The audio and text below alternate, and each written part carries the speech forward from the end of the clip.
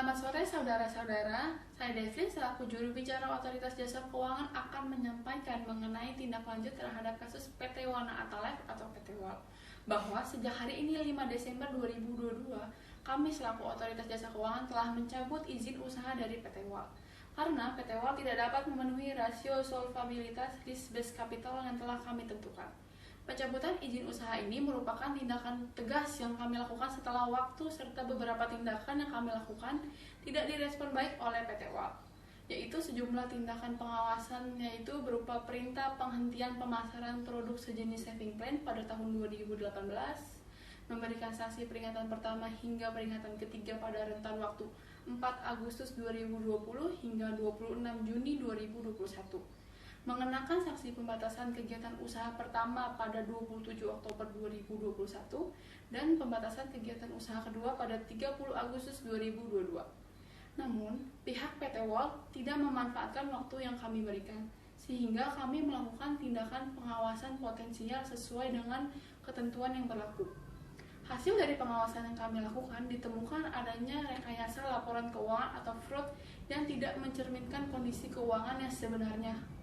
Dalam laporan keuangan auditing tahun 2020, kantor akuntan publik menyatakan adanya polis yang tidak tercatat dalam pembukuan perusahaan, dan polis tersebut ketika dimasukkan ke dalam catatan laporan keuangan PT WAL, kewajiban atau liabilitas PT WAL pada tahun 2020 meningkat menjadi 15,84 triliun, yaitu naik kurang lebih 12,1 triliun.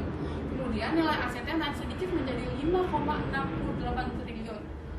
Kemudian pada saat 2020 laporan auditingnya ini asetnya menjadi negatif atau ekuitas sebesar 10,187 triliun. Ini merupakan laporan auditing terakhir yang dilakukan pada Desember 2020. Laporan keuangan berikutnya adalah on auditing dan masih menunjukkan bahwa kewajiban jauh lebih besar daripada aset yang dimiliki, sehingga tidak bisa ditutup oleh para pemegang saham ataupun adanya investor baru. Sesuai dengan Undang-Undang Nomor 40 Tahun 2014, sejak dicabutnya izin usaha perusahaan asuransi, maka wajib membentuk rapat umum pemegang saham untuk membentuk tim likuidasi dengan tujuan membubarkan perusahaan. Apabila pihak perusahaan asuransi sampai dengan rentan waktu 30 hari tidak membentuk tim likuidasi, maka kami OJK memiliki kewenangan untuk membentuk tim likuidasi. Setelah mencabut izin usaha PT WAL, kami selaku Otoritas Jasa Keuangan juga melakukan tindakan untuk menjamin hak para pemegang polis, yaitu dengan melaporkan tindak pidana pencucian uang, penelusuran aset para pemegang saham, pengendali, termasuk melakukan gugatan perdata untuk kepentingan konsumen. Sampai saat ini telah ditetapkan oleh Bareskrim sekitar 7 orang tersangka, diantaranya pemegang saham direksi dan pengurus PT WAL.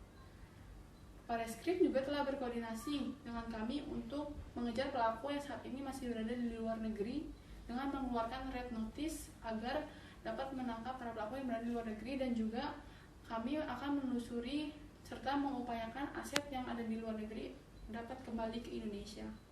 Oleh karena itu, kami juga memberikan catatan kepada perusahaan profesi penunjang seperti kantor akuntan publik, perusahaan aktuaria, itu wajib melakukan tugasnya sesuai dengan profesinya masing-masing, sehingga apa yang disampaikan oleh lembaga penunjang menjadi dasar daripada aktivitas yang dilakukan, yang nantinya akan dilaporkan kepada kami di OJK. Sekian yang dapat saya sampaikan pada sore hari ini. Terima kasih.